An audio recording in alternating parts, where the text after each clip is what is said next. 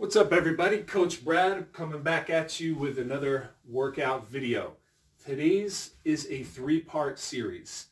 Now, if you want to watch the whole thing, which I suggest you do, I got to thinking, could I put together a whole workout with a single piece of equipment only?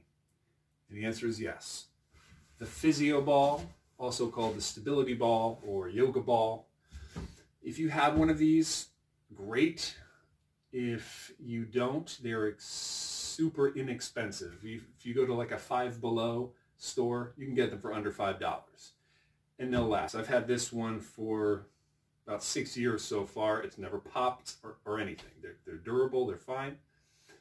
Now I just will mention real quick, I'm 6 foot tall, and the ball that I happen to be using is about 75 centimeter diameter. So if you're going to buy one or you already have one, you can check the size. It's not the most important thing, but some exercises are going to be a little easier if the ball is more appropriate to your height. It's based on height, not weight. So 6 foot tall or greater, you're going to want probably 75 centimeter ball.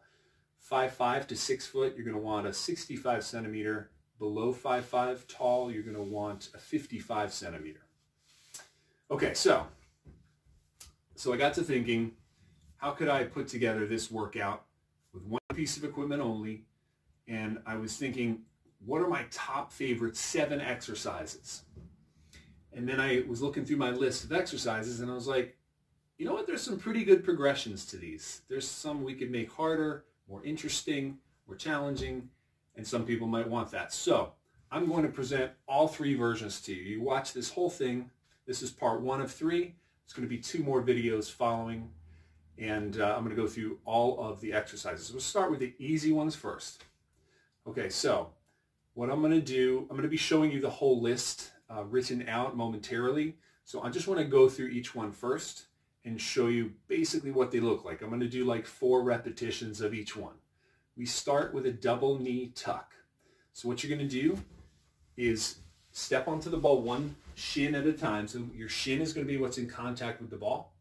Your hands are going to be on the floor. It's going to look like a push-up, except your arms and shoulders don't move. You're simply going to roll the ball and tuck your knees underneath you. Okay, so something like this. I'm holding steady, pull in and back. Now I'm trying to avoid this motion. I don't want to rock forward on my hands or shoulders. I want all the motion to be below my waist. Full extension. I lock my knees, squeeze my tush, and I get those legs as straight as I can behind me. Okay? That's my double knee tuck. Now getting off, I step off one leg first and then the other. Pretty easy. Next up, we have a wall squat. I think I have just enough space to do this. You want the ball in the small of your back. And believe it or not, you're going to lean slightly backward. Your feet should be slightly forward. I'm kind of leaning on an angle, and I'll explain why. I want to roll you down so you're about the height of a chair, and then stand back up. Because you started with your feet more forward, there's actually less force pushing your knees forward. We don't generally like to have your knees go past your toes. I don't even like them to go up to your toes, but sometimes that can't be helped. So they're going to move forward a little bit, of course. You can't stop that. But what I'm saying is I don't want you in this position. I want you to stick your butt back like you're tucking under the ball and then come back up. Very, very easy. Okay, this is your wall squat. Next off, we have a supine handoff. And I know not all of you know supine or prone. It doesn't really matter. It's more for me to keep track. I was trying to find an efficient way to get from position to position.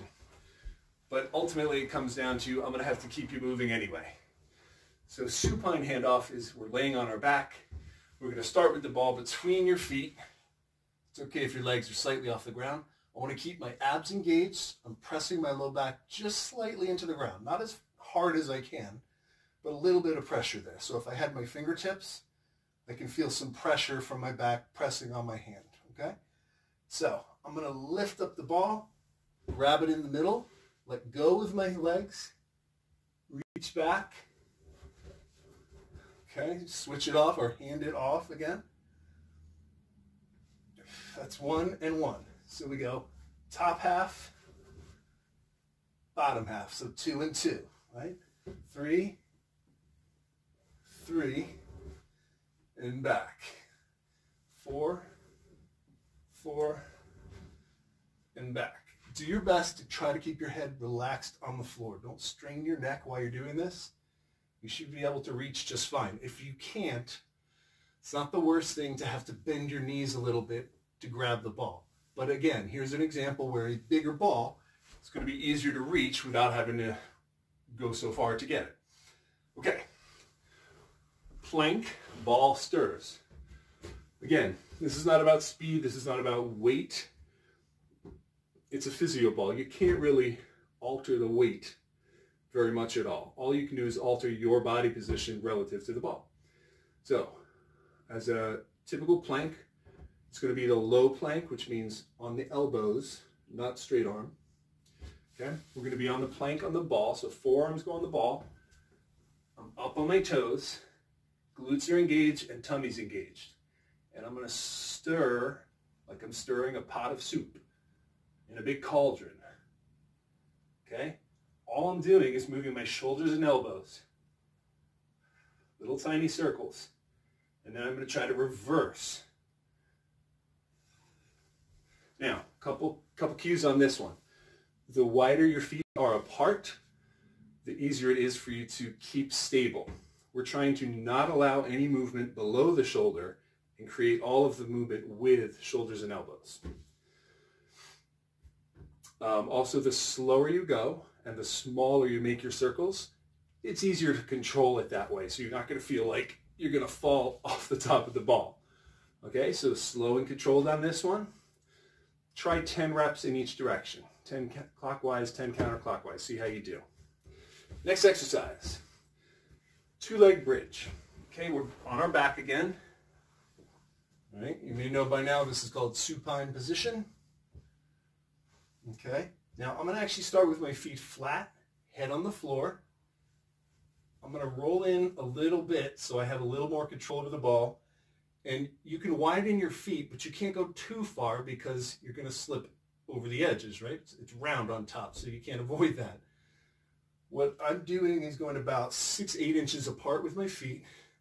I'm going to press down, squeeze my tush, and raise up. And then slowly back down. Okay, a couple cues on this one.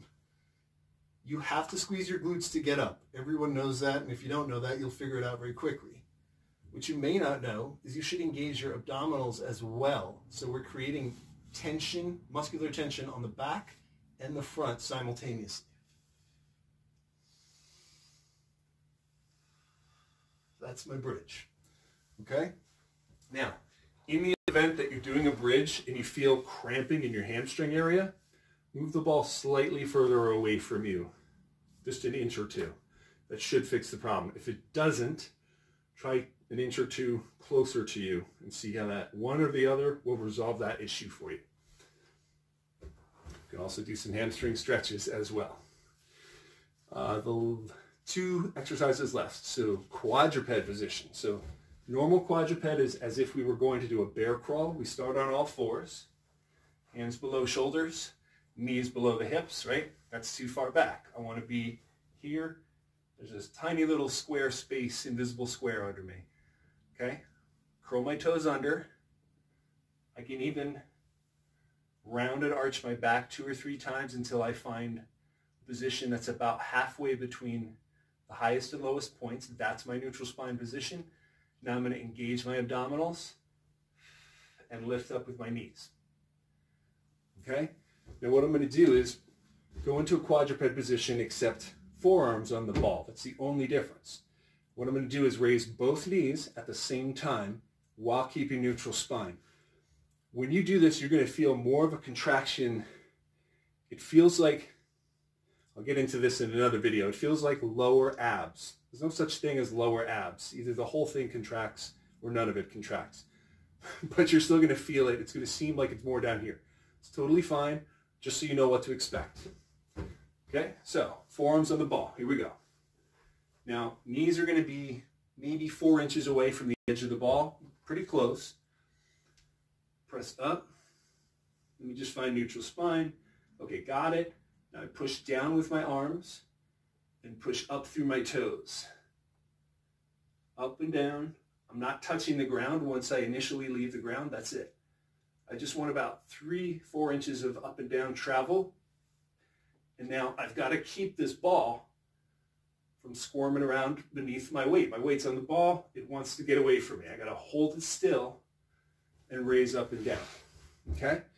Lastly, supine leg rotation. I'm going to have to move away from the wall a little bit on this one. Okay. All right, head relaxed on the floor. Got my arms out wide for stability. I'm going to try to rotate my lower torso in this flexed hip position. All right, my legs are at about 90 relative to my trunk. Now the ball doesn't weigh much, but it's bulky, obviously. So I want to try to keep this slow and controlled. Rotation. You don't necessarily have to touch the ground on each side. If you can get close to it, that's good enough. If you're going slow, this will still feel challenging. Okay, let's have you try those and stay tuned for parts 2 and 3.